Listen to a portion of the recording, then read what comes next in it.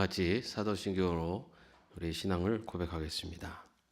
전능하사 천지를 만드신 하나님 아버지를 내가 믿사오며 그 외아들 우리 주 예수 그리스도를 믿사오니 이는 성령으로 잉태하사 동정녀 마리아에게 나시고 본디오 빌라도에게 고난을 받으사 십자가에 못 박혀 죽으시고 장사한 지 사흘 만에 죽은 자 가운데서 다시 살아나시며 하늘에 오르사 전능하신 하나님 우편에 앉아 계시다가 저리로서 산자와 죽은 자를 심판하러 오시리라. 성령을 믿사오며 거룩한 공회와 성도가 서로 교통하는 것과 죄를 사하여 주시는 것과 몸이 다시 사는 것과 영원히 산 것을 믿사옵나이다. 아멘. 찬송가 408장입니다. 찬송가 408장입니다. 먼저 우리 가사를 같이 한번 읽어보겠습니다. 나 어느 곳에 있든지 늘 마음이 편하다.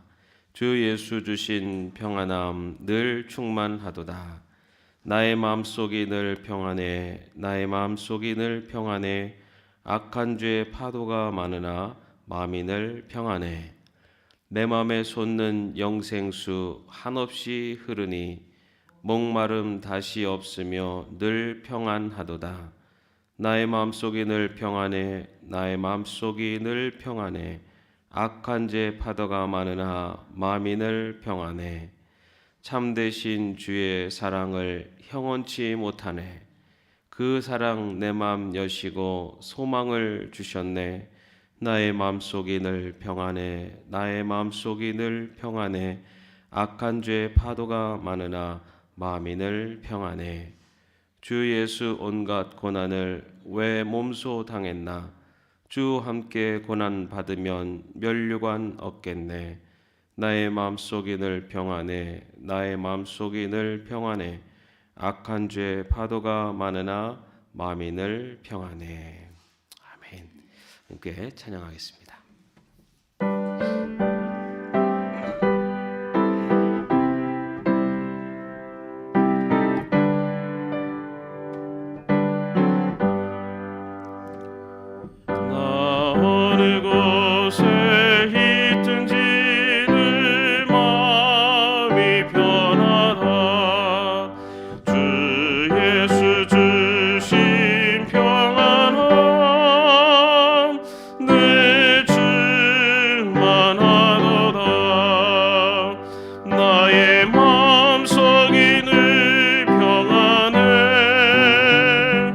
나의 마음속이 늘 평안해.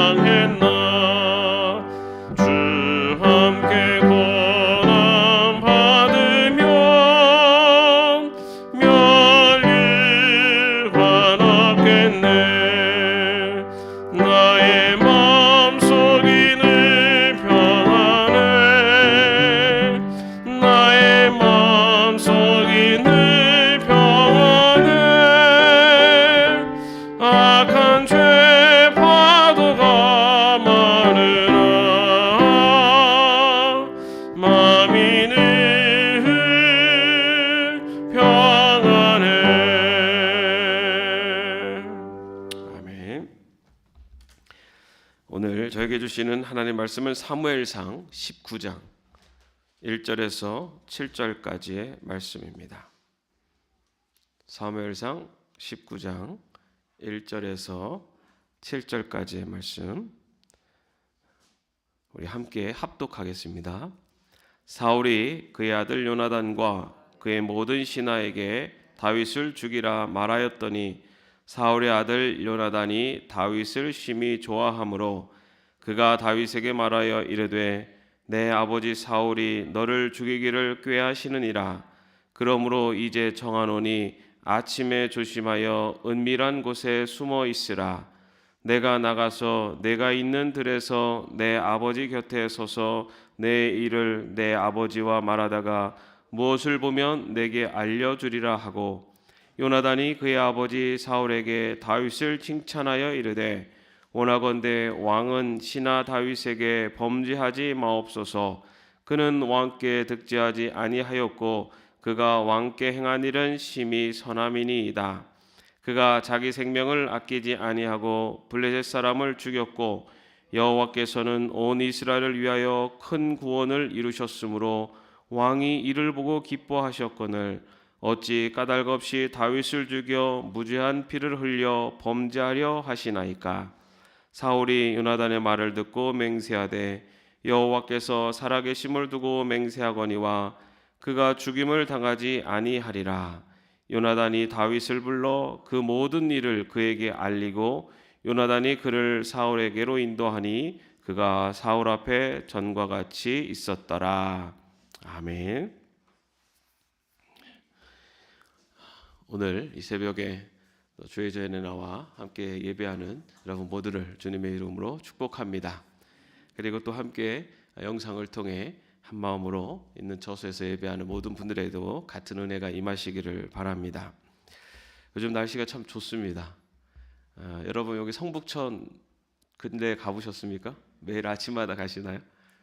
지금 아주 벚꽃이 이번 주 다음 주 아마 절정을 이룰 것처럼 보이고 있습니다.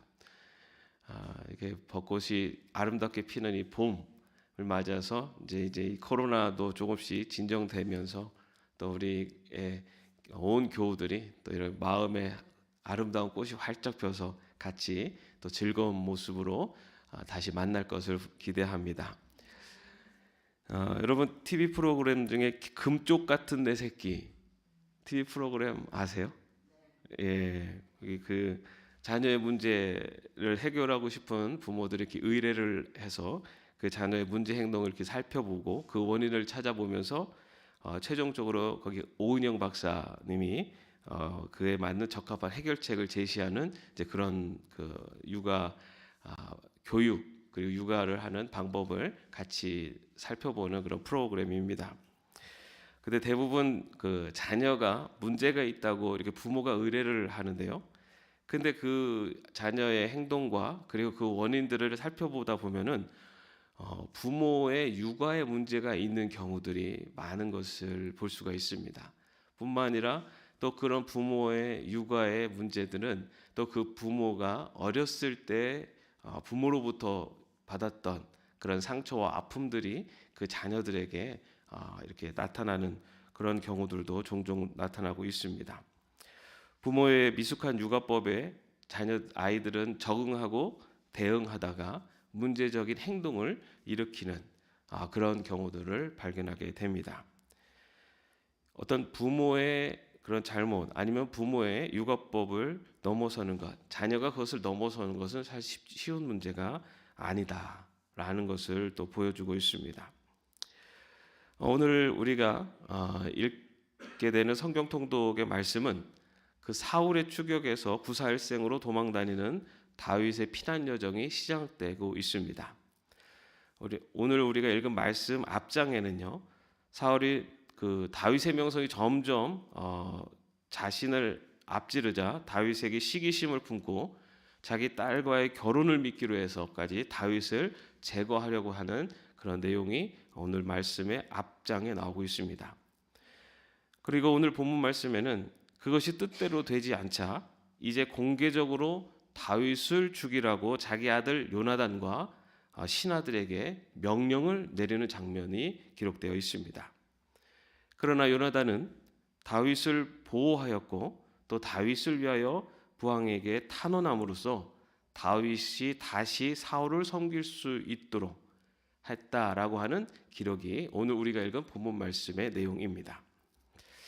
아버지 사울은 다윗을 죽이라고 명령을 하고 있는 반면에 그 아들 요나단은 오늘 말씀을 보면 다윗을 심히 좋아했다라고 기록하고 있습니다. 사실 요나단과 다윗은요, 정치적으로 보면은 라이벌 관계가 될 수 있는 사이였습니다.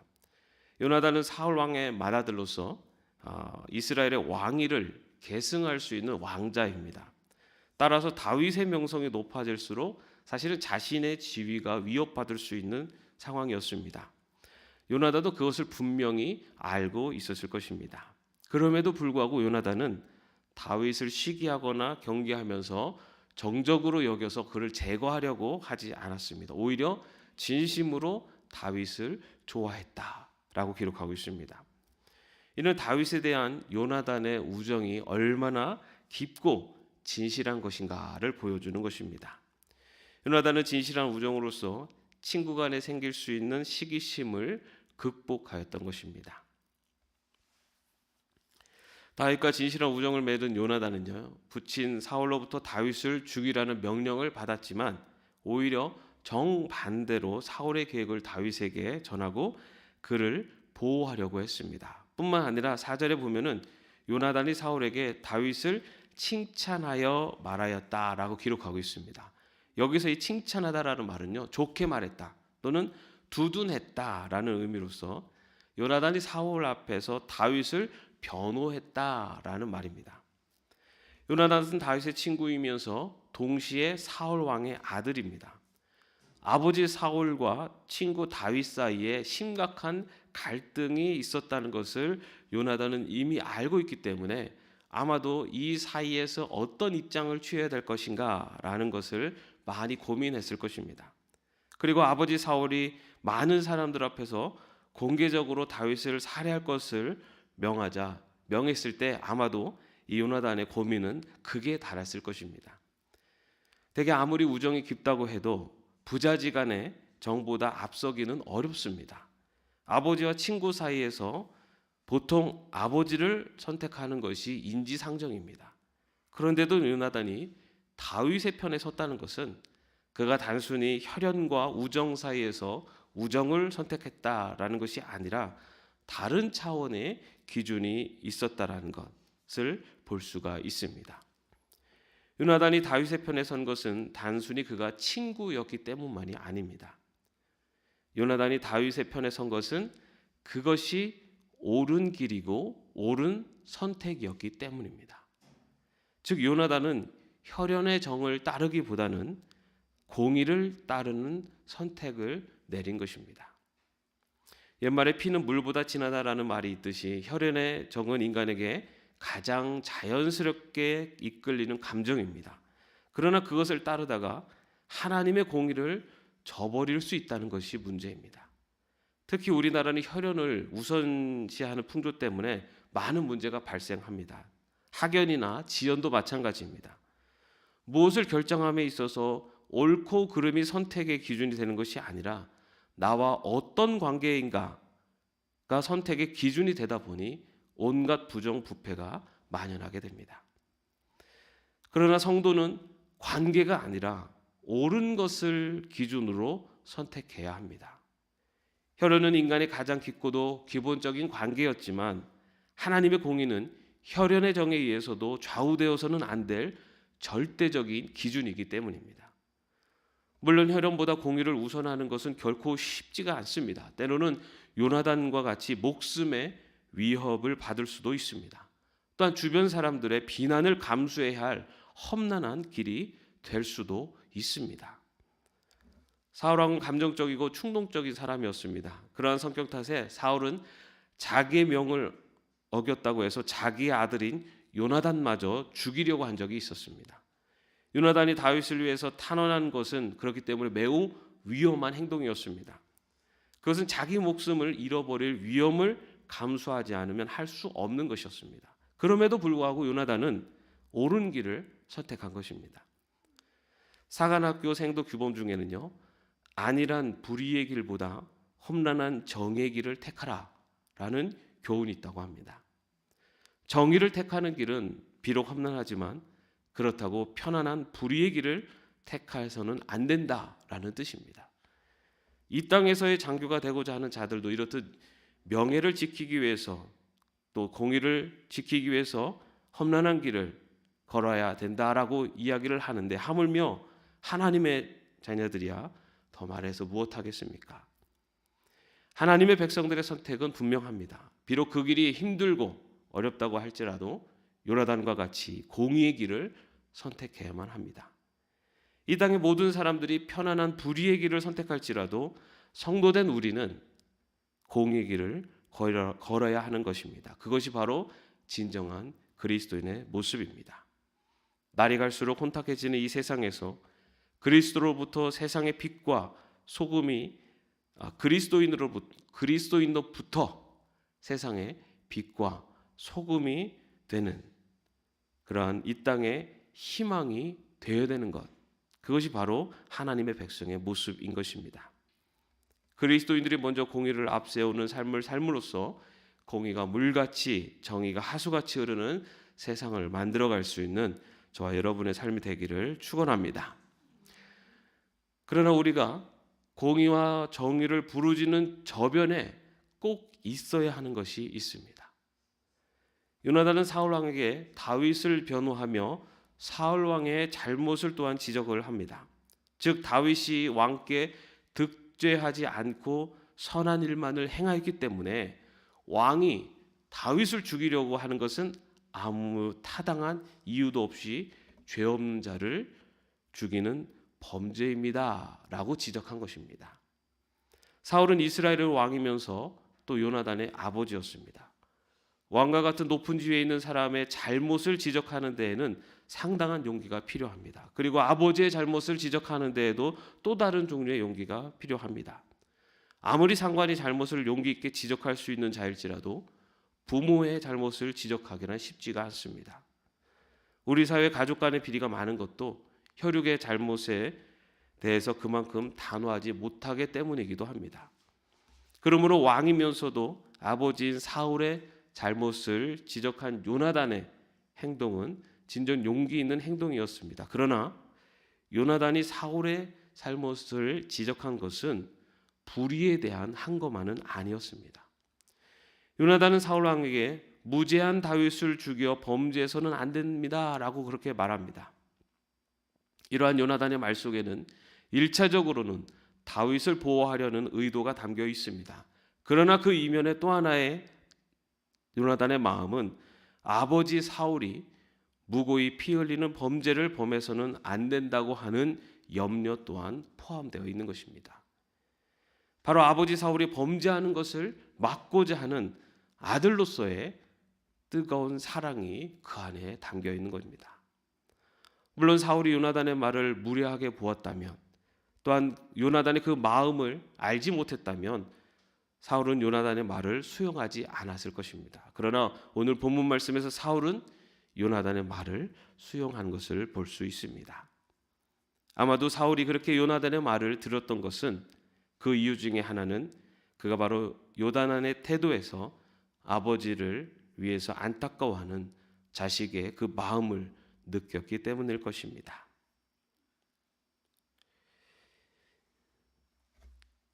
정의와 공의를 실현하는 그 이면에 사랑이 있어야 된다라는 것이 바로 그리스도인들이 이 땅에 빛과 소금으로 살아가되 그 빛과 소금의 근원적인 힘은 사랑이어야 된다라는 것을 보여준다고 할 수가 있습니다. 우리 예수님은 죄에 대한 정의를 실현하시기 위해서 본인이 십자가에 달려서 그 죄의 대가를 치르셨습니다. 골고다의 아픔과 십자가의 고통을 대신 치르심으로써 정의를 실현하셨습니다. 그러게 십자가에 달려 공의를 이루신 이유, 그것은 바로 저와 여러분을 향한 사랑이기 때문입니다.